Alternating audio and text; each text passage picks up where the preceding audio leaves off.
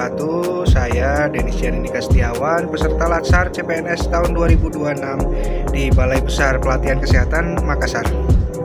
RSUP Dr. Hasan Sadikin Bandung adalah rumah sakit kelas A rujukan tertinggi di Jawa Barat dan rujukan nasional yang didirikan pada tahun 1923.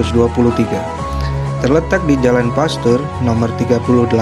RSAS berfungsi sebagai rumah sakit pendidikan utama Fakultas Kedokteran Universitas Padjadjaran dengan layanan unggulan di bidang kedokteran nuklir, transplantasi ginjal, jantung, dan onkologi. Rumah sakit Hasan Sadikin berdiri di atas tanah seluas 85 hektar dengan luas bangunan mencapai 25 hektar. Sesuai dengan Peraturan Menteri Kesehatan Republik Indonesia Nomor 13 Tahun 2022, RSAS sebagai salah satu rumah sakit vertikal Kementerian Kesehatan berperan mendukung terwujudnya visi misi transformasi Kementerian Kesehatan, terutama pada transformasi layanan rujukan. Rumah sakit vertikal milik Kementerian Kesehatan RI ini berstatus badan layanan umum, berakreditasi dengan kapasitas lebih dari 1.000 tempat tidur. Layanan unggulan untuk Rumah Sakit Hasan Sadikin adalah pusat kedokteran nuklir dan teranostik, pelayanan transplantasi ginjal, pelayanan jantung terpadu, pelayanan onkologi dan infeksi, bedah minimal invasi. Terdapat juga layanan eksekutif, yaitu klinik eksekutif pagi dan sore, klinik estetika, klinik MCU, dan lainnya. Kapasitas spesialis atau spesialis memiliki 21 pelayanan medis spesialistik dan 133 pelayanan medis subspesialis. RSAS mempunyai kemampuan layanan prima dan paripurna baik sarana prasarana maupun kompetensi SDM untuk menyelenggarakan pengampuan layanan prioritas terhadap RSUD kabupaten atau kota di Jawa Barat, Banten, Sulawesi Tengah, Gorontalo, dan RSUD lainnya di Indonesia berdasarkan stratifikasi layanan strata utama madya paripurna dengan inisiasi strategi berupa menguatkan kapabilitas pelayanan untuk RSC jaring. Perawat kamar bedah atau perawat perioperatif adalah perawat terdaftar dan berspesialisasi dalam merawat pasien sebelum, selama, dan setelah operasi. Mereka bekerja di tim bedah untuk menjamin keselamatan pasien, mengelola alat steril, membantu dokter bedah, dan menjaga teknik aseptik. Peran yang pertama untuk perawat kamar bedah yaitu sebagai tanggung jawab utama pelayanan perioperatif. Karakteristik pribadi dari perawat kamar bedah adalah teliti, tenang, sabar, terutama di bawah tekanan, memiliki fisik yang kuat, komunikatif, dan mampu bekerja sama dalam tim, disiplin tinggi terhadap sterilisasi. Perawat kamar bedah bertanggung jawab secara klinis kepada dokter bedah dan secara manajerial kepada perawat kepala kamar operasi. Pelayanan kamar bedah di RSUP Dr. Hasan Sadikin Bandung menyediakan layanan komprehensif, mulai dari bedah dasar hingga subspesialistik, termasuk bedah digestif, onkologi, urologi, ortopedi, torak kardiovaskuler anak, bedah saraf, bedah plastik, dan bedah THT KL. RSAS melayani operasi terencana, elektif, maupun darurat SITO dengan keunggulan bedah minimal invasif. Terdapat beberapa bedah spesialistik dan subspesialistik yang dilayani.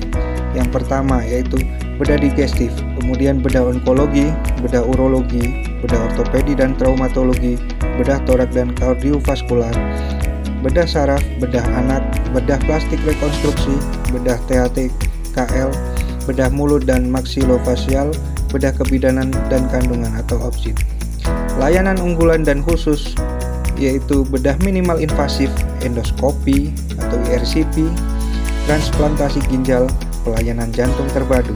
Instalasi bedah sentral juga melayani operasi terencana maupun operasi darurat. Keterkaitan tugas perawat kamar bedah dengan manajemen ASN atau Smart ASN berfokus pada peningkatan mutu pelayanan melalui profesionalisme, kompetensi teknis, serta adopsi teknologi digital dalam pelayanan perioperatif.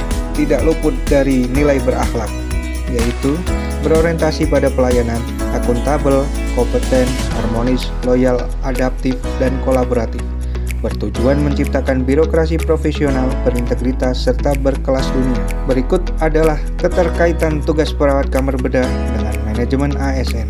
Yang pertama, keterkaitan dengan manajemen ASN atau profesionalisme dan merit system.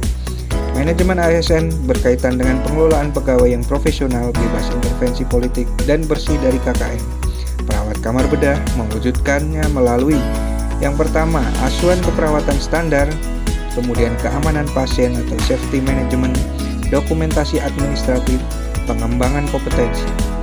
Keterkaitan dengan Smart ASN atau literasi digital dan nilai tambah, yaitu Smart ASN menekankan pada kemampuan beradaptasi dengan teknologi, literasi digital, integritas, kemampuan berjejaring, dan perawat kamar bedah mewujudkannya dengan digitalisasi dokumentasi, penggunaan teknologi kesehatan, edukasi pasien digital, dan efisiensi manajemen waktu. Keterkaitan dalam aktualisasi atau contoh penerapannya yaitu penerapan 5S, senyum, salam, sapa, sopan santun, sebagai bagian dari pelayanan prima. Kemudian optimalisasi prosedur menggunakan media digital untuk meningkatkan kepatuhan perawat dalam dokumentasi perioperatif. Perawat kamar bedah yang menerapkan manajemen ASN memastikan pelayanan bedah aman, sesuai standar, dan terdokumentasi dengan baik. Perawat yang menerapkan Smart ASN memastikan pelayanan bedah cepat, berbasis teknologi, dan efisien. Pelaksanaan peran dan kedudukan perawat kamar bedah atau perawat perioperatif seringkali dihadapkan pada berbagai hambatan kompleks. Sebagai ujung tombak keselamatan pasien di kamar operasi, perawat dituntut memiliki kompetensi tinggi, namun sering terhalang oleh faktor internal maupun eksternal. Hambatan yang kita bisa analisis yang pertama yaitu hambatan struktural dan lingkungan kerja. Dari hambatan struktural tersebut, ada beberapa poin yang kita ambil atau kita analisis. Yang pertama, kekurangan SDM dan beban kerja tinggi. Kekurangan jumlah tenaga perawat dibandingkan jumlah pasien atau rasio perawat dengan pasien tidak seimbang, meningkatkan beban kerja dan risiko burnout atau kelelahan kerja. Kemudian fasilitas dan alat terbatas, kurangnya infrastruktur, peralatan yang tidak memadai, atau kerusakan alat di kamar operasi menghambat tindakan sterilisasi dan kelancaran operasi. Kemudian yang ketiga, manajemen waktu dan jam kerja. Jam kerja yang panjang, seringnya lembur, dan waktu istirahat yang minim menjadi kendala utama. Kemudian poin yang kedua, hambatan psikososial dan kinerja.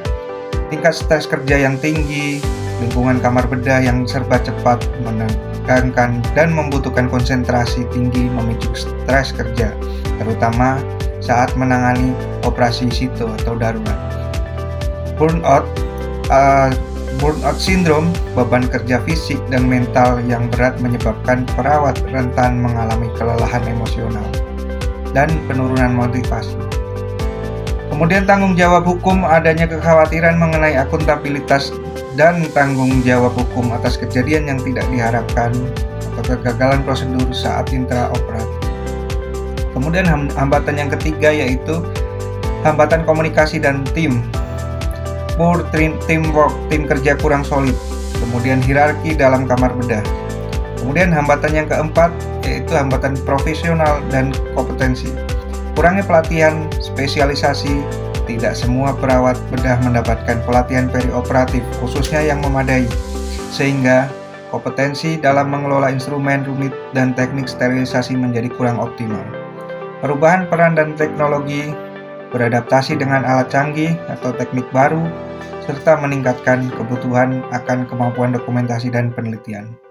Kemudian, analisis yang kelima yaitu faktor karakteristik individu, pengalaman dan masa kerja, yaitu perawat dengan masa kerja kurang dari 6 tahun cenderung mengalami tingkat kelelahan sedang hingga tinggi karena adaptasi lingkungan operasi yang berat. Identitas profesional, yaitu kurangnya motivasi atau kebanggaan pada profesi, atau memilih peran ini karena terpaksa atau bukan minat dapat mempengaruhi kinerja. Jadi kesimpulan hambatan apa saja yang ada di kamar operasi yaitu hambatan-hambatan yang saya paparkan tadi ini saling berkaitan, di mana kekurangan sarana dan SDM menyebabkan burnout yang kemudian menurunkan kualitas komunikasi dan kepatuhan terhadap prosedur keselamatan seperti surgical safety checklist dan pada akhirnya mengancam keselamatan pasien. Demikian yang bisa saya sampaikan tentang environmental scanning, analisis tentang hambatan, kemudian peran, dan lain sebagainya. Terima kasih sudah menonton, salam sehat.